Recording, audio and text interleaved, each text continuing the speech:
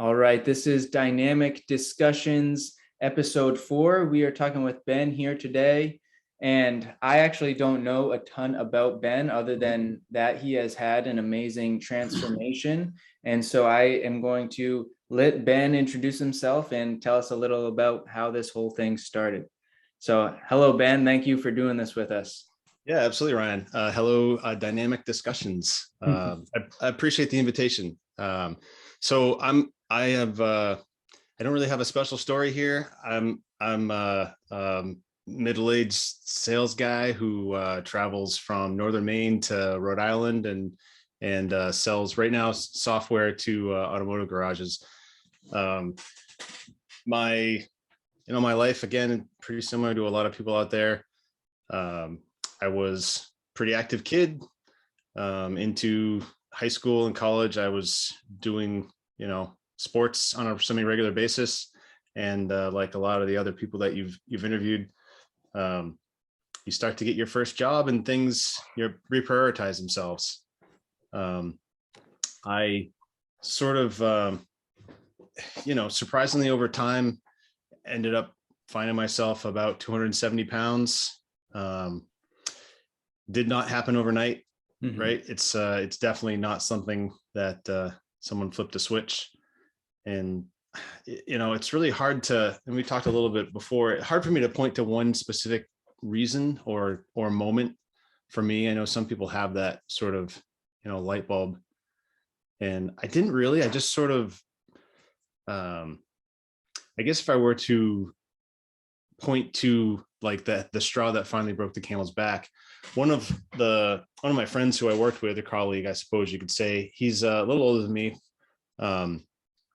ended up getting gastric bypass surgery, which if your doctor recommends it, is totally the right thing to do, especially from a health perspective. And there are 100 different paths towards weight loss, and that was the best option for him. Like I said, he's probably 10 years older than me. What's that? Sorry, I was just clearing my throat. All right. So yeah, like I said, he was probably 10 years older than me. And part of the reason that the surgery was the right thing for him to do is, as you get older, it's just so much harder. Yeah. To really get a hold of activity and your weight. And of course, the more habits you get into, the harder they are to break.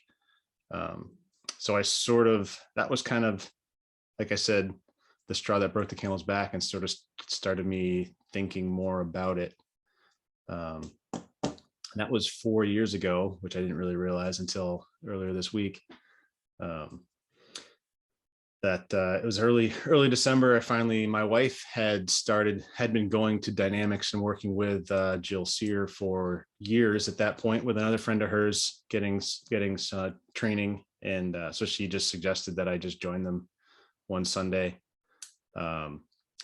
which was, I tell you, I'm 6'2", so 270 is not, it's not outrageous. Obviously it's too big. It's bigger than I wanted to be, but man, the workouts hit me hard. And I remember the first month we'd get back from the Sunday workout, and I would just, it's a good thing football was on, because all I did was lay on the couch. Yeah. For a little bit. Yeah. So that's kind of a long introduction, but brings us up to day one, I guess. Yeah, no worries at all. So you mentioned that you were at about 270 when your journey began. Do you mind sharing where you are now? Right today, I'm about 192. I actually I started putting a little bit of the better kind of weight on over the summer. My lowest point was about 184. A little less than 185.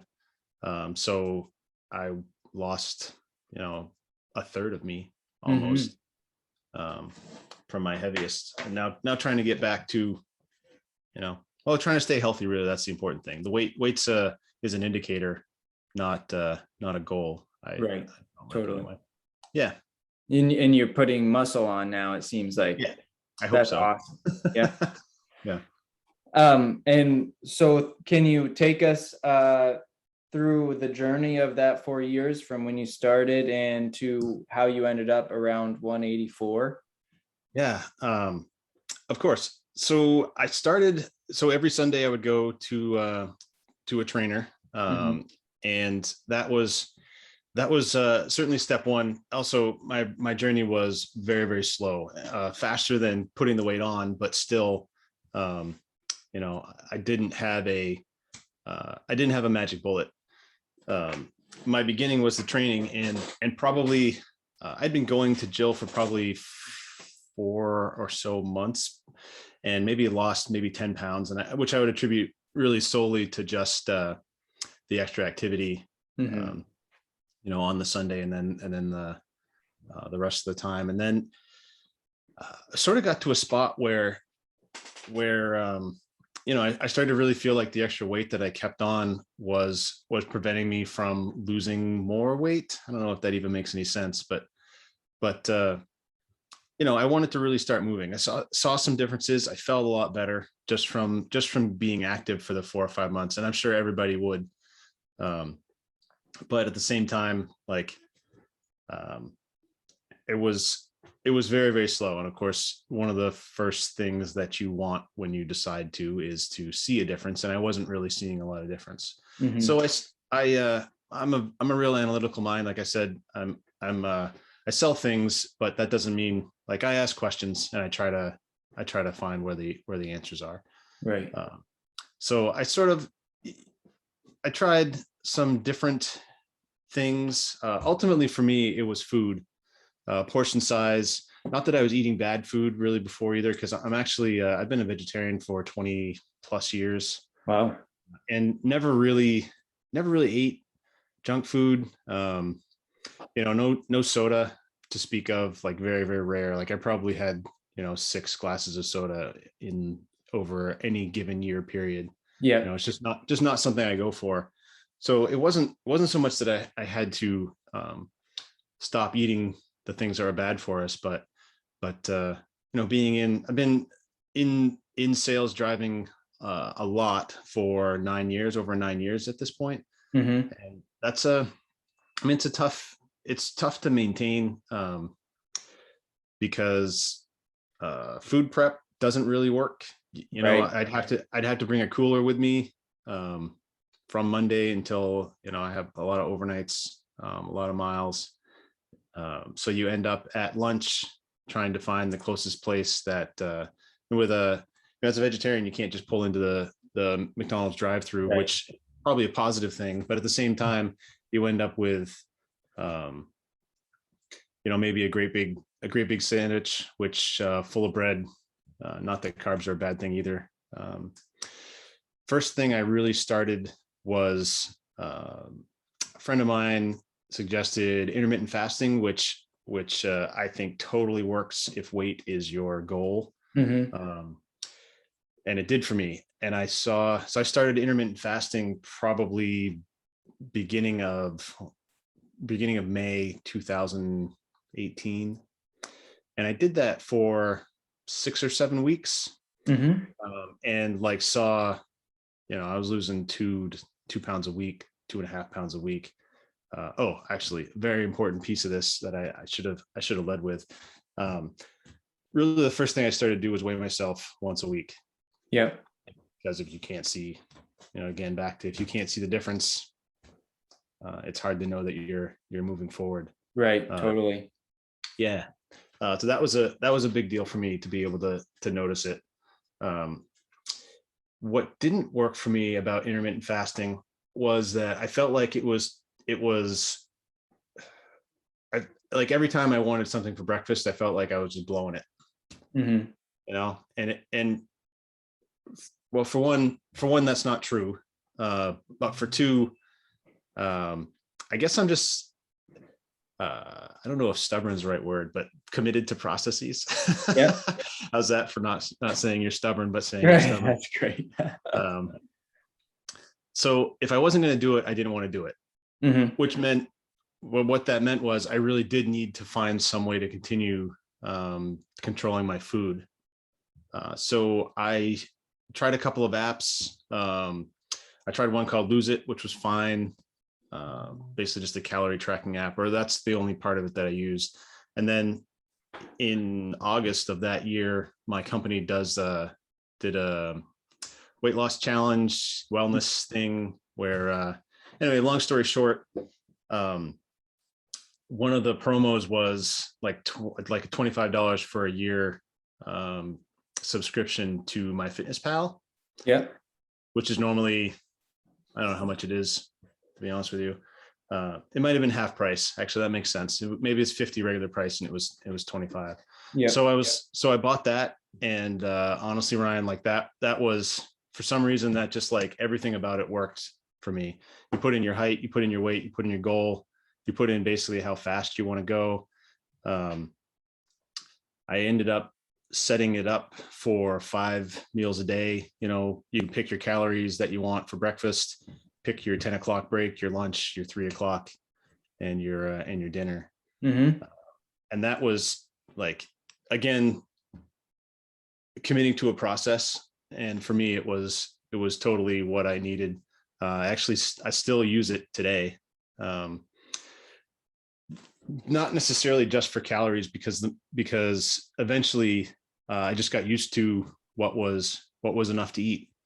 Right. You know, which I mean, that's one thing that I would say for people, if you're starting on a weight loss journey, like, it is tough, but once you get used to it, it sort of just becomes the way things are. Mm-hmm. You know? So I use MyFitnessPal now more. And it wasn't too long before I started really kind of focusing on macros to make sure that I was being smart about fats and carbs in addition to proteins. Right. Which again, that app and the whole process, you know, you can measure exercises as well to offset calories, and just knowing what you can eat. I mean, what you can, that's kind of not really the right phrase, because you can eat anything. Right. But what are the better choices, I guess? Yeah. Yeah. So once I sort of found the thing that worked for me, which was MyFitnessPal, and really, like, I work out once a week, pretty much. You know, and sometimes, you know, I'm not saying I've never gone for a walk. I'm not saying I never do anything else, but my committed 1 hour Sunday is really the only single time that I have set aside specifically. Yeah. Other than that, it's just being smarter about how much I eat. Yeah. During the, I don't know if you heard, but there's a pandemic. I didn't know. Yeah. Yeah. So ironically, like a lot of people, in April of 2020, I learned what the word furlough meant. Yeah. So I also, you know, found myself with some extra time, and the house we live in, which I'm actually in my basement office right now. We have a space with nothing special. It has a drop ceiling and a painted concrete floor, but it was perfect for setting up a gym area. So it's hard for me to say that it was a positive thing, but when I got furloughed, I worked out every single day. I mean, I came out, you know, I've seen all the joke posts about people who gain whatever over in their time at home, and I just didn't. You know, my wife is also very, very fitness focused as well. Always had been the whole time I've known her. Right. And she was really, when we bought this house and moved in here, she walked into that room. It was just like, this is for working out. I'm getting mats. I'm getting, you know, nice. we have a small TV down here just for casting stuff from our phones and other apps and things like that. Yeah. Yeah, so that was really just a happy accident to be able to have that in a couple steps down the stairs. Yeah, that's awesome. Is that how you have noticed some weight gain, as in you've been putting on muscle the past however many months? Is that when you noticed that? I was actually still in the weight loss. You were. Portion in the beginning of the pandemic. Yeah, like I said, when I intermittent fasting was by far that in that 5 or 6 week period was by far the fastest that I dropped weight. Yeah. I didn't necessarily feel that it was that's not really a fair way to say it. I was going to say I didn't really feel it was the most healthy, but it certainly wasn't unhealthy. I don't mean to say that about it. But once I started committing myself to MyFitnessPal, it was a good solid, you could almost bank on the half a pound a week. So very, very controlled, and the right. So by April of 2020, I think I had not quite gone sub 200. I think I went under 200 in like June or July of last year. Okay. And then got down to 190, and well, between 185 and 190 over the next 4 or 5 months, and stayed in the 185 range kind of until this summer, which actually that might not be true. I bet you it was when we started going back to training, which we had taken the time off. Right. The pandemic was kind of in full blown. I guess I could check the app. It would tell me exactly what the weight was. But so you lost at least 60 pounds or so from only affecting nutrition and the one session a week with Jill. Yep. Yeah, that's 100% true. Yeah. Yeah. That's pretty incredible. Yeah, I would, if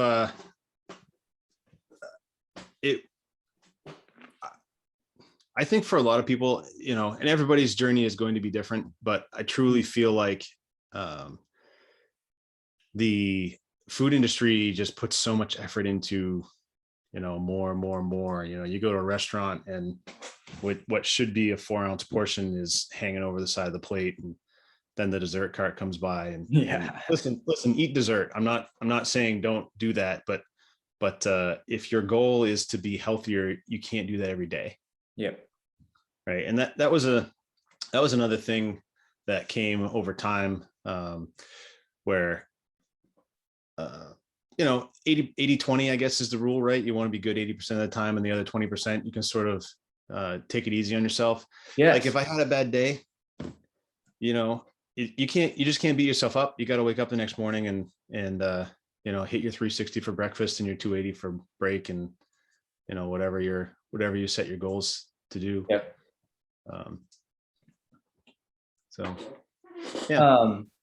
Do you mind, well, first question, I guess, when you did switch from fasting to MyFitnessPal, you were consuming 5 meals a day.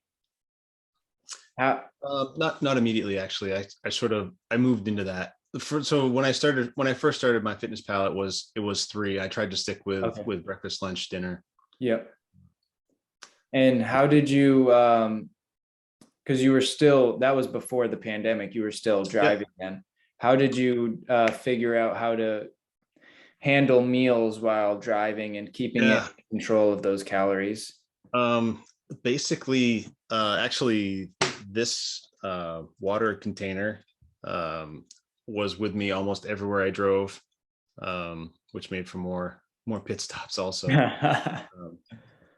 But you sort of, I made myself eat a salad every single day, regardless of whether I was spending the night in a hotel. If that was my lunch, that was going to be my lunch. If it was my dinner, because I did something else at lunch, it was going to be my dinner. And that was, obviously you gotta take it easy on dressings, but the fact of the matter is, like, a huge salad is going to fill you up, but is not going to be calorie dense. Totally. It's a good trick is what it is,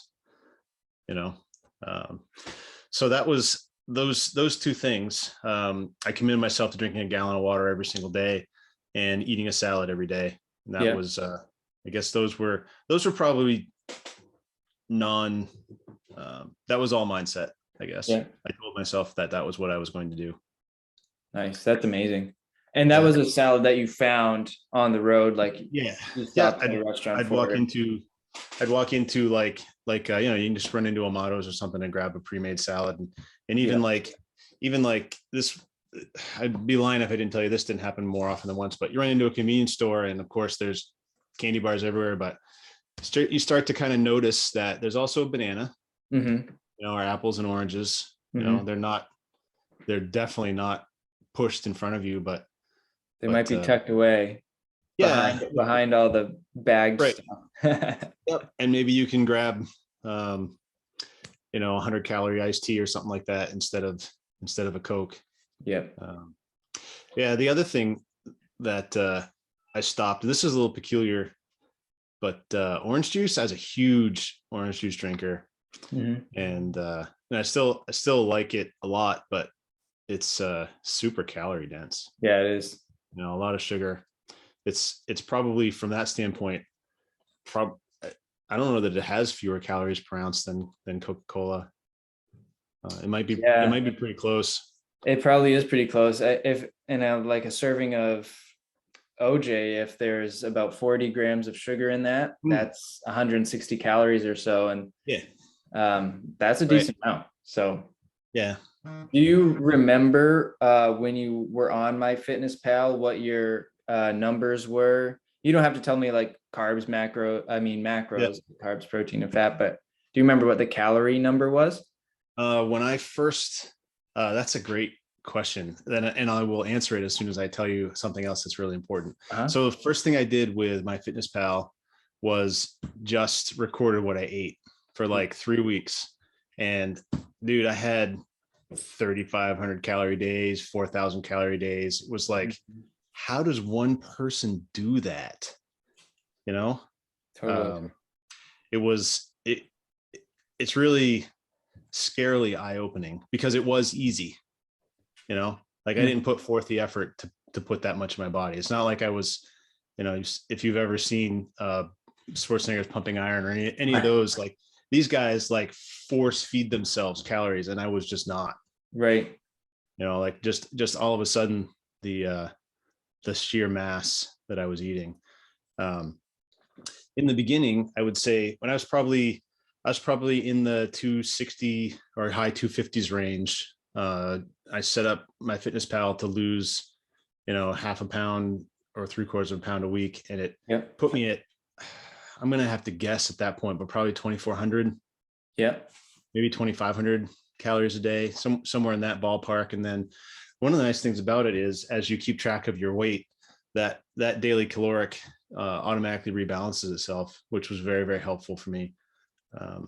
And now I'd have to check. I think I'm probably at 22. 22, 20. Yeah, that sounds about right. So you're saying as you were continuing to lose weight, the calorie number would decrease itself? Yep. That's a great feature, because that's something I feel like that people, when they do start losing weight, they continue with the calories that they're the same number. Their metabolism slows as you lose weight. Yeah. So that's a great point. I tried to set the macro. This is probably not a very popular one, but as a vegetarian, so 50% was carbs, and probably I tried to do 25 to 30 fat and 20. I think I'm at 20, 30, 50 right now. I'd have to look. It might be 20, 35, 45. I don't remember the last time I rebalanced. I probably ought to look at that. But first I wanted to, there's so much information out there.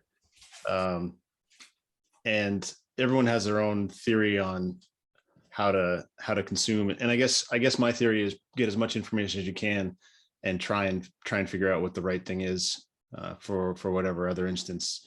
So a lot of people are super high protein, high fat, some very popular diets out there that say that, 15 grams of carbs is healthy, which there's a lot. It's purposeful, right? If you cut all that stuff out, you'll drop weight. It's true, but you're just not going to feel like you can get out of bed in the morning. And that was absolutely not my goal. I wanted to be healthy. I wanted I wanted to be able to handle a full hour training session with Jill Sear. Now think about that. Yeah. There are some people That's watching. not easy. No. I know her workouts. Yeah. And 85 pounds later, they're rough. Mhm. They're rough now still, and I'm in so much better shape. Yeah. I'm trying to make a point to bring up this next thing. Like last February or Sorry, my dog is right here. oh, you're good. I remember doing farmer's carries with 30 kilogram kettlebells back and forth, which is roughly 65 pounds or something. Yeah.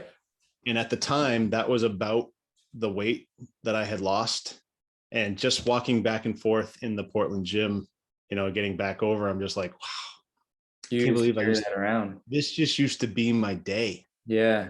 If I walked to the back of a grocery store, I was carrying all this extra weight.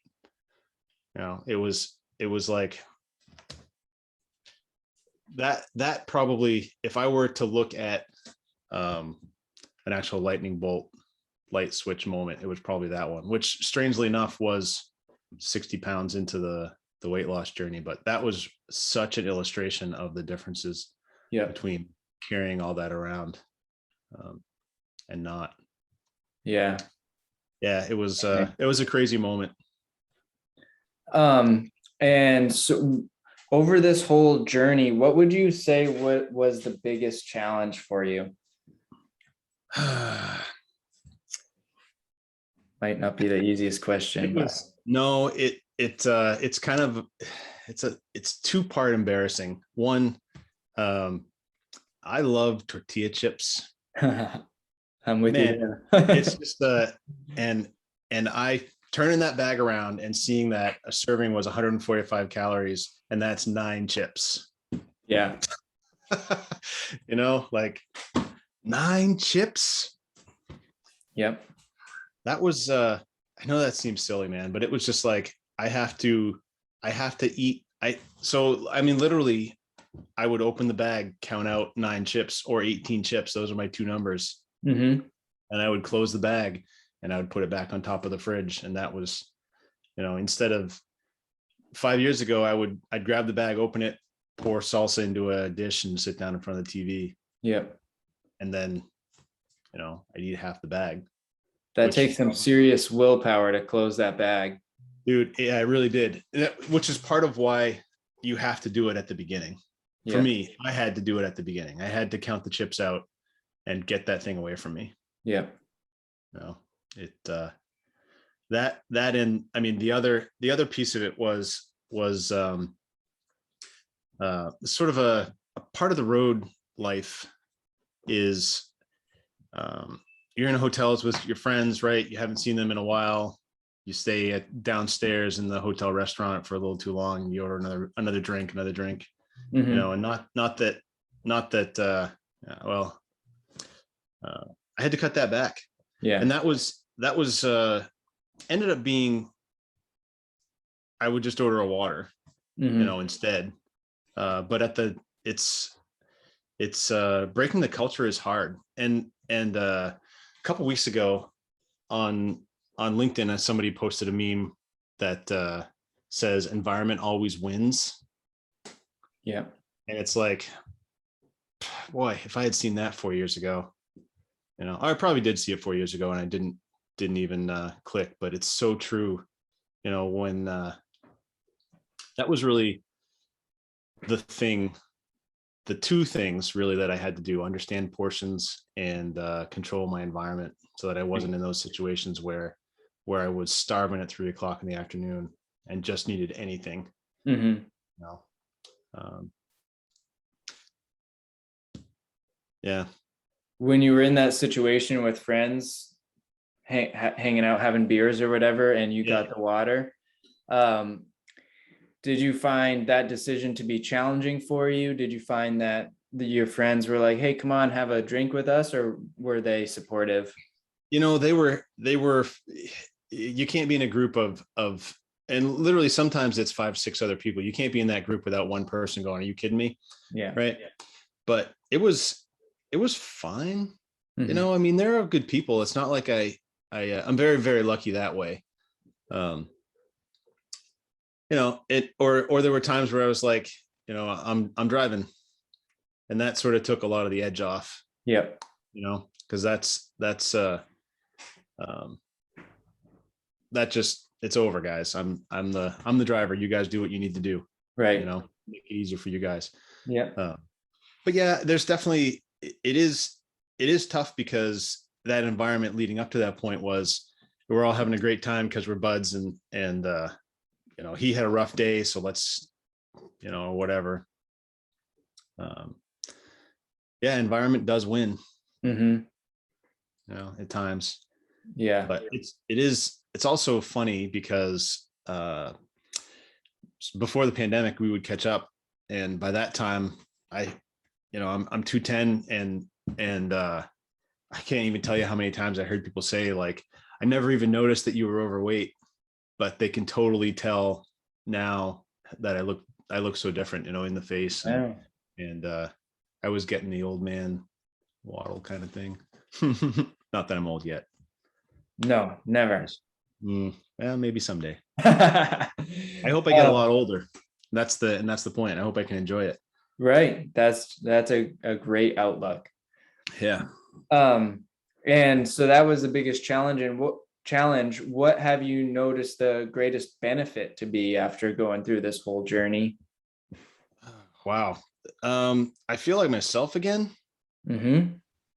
Like, because I really was super active kid. I mean, always, little league season, soccer, all of the things all winter long. I'm climbing mountains with sleds, and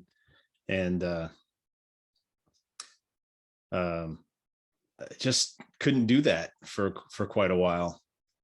Even if I'd wanted to, like, just, going for a long hike was just not a possibility, let alone it didn't feel good doing it. Like, your feet started to hurt. And so the biggest benefit truly is that, as corny as this is going to go, but I really feel like I was here the whole time, and I just really needed to be able to be myself again.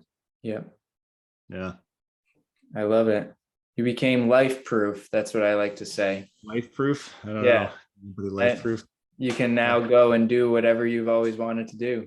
Yeah. Without having to worry about getting tired or anything. Yeah. And I remember one time, I remember being on a plane, and in 3 wide seats, and like all 3 of us were pretty much the same size, and being like, knowing also that, I was making them uncomfortable as well. And that was, I don't want to do that. Yeah, I feel way better. And it's funny too, if you had asked me 4 years ago, before I really started it, like, do you feel like your life is lacking? Like, I was not that person who was falling into a deep, I had a great life. I have a great life. I would have fun when I wanted to, but not everything. Like, it was always still in the back of my mind. Like, I'm not going for a long walk, but I could go to concerts. I could, I still had a great life. Right. But now it's just so much. Yeah, maybe life proof is the right way to look at it. Like, it's just so much easier for me to go do those things now. Yeah. Wonderful. I love hearing that. And what do you think the number one piece of advice would be to share with somebody who might want to go on a journey like this?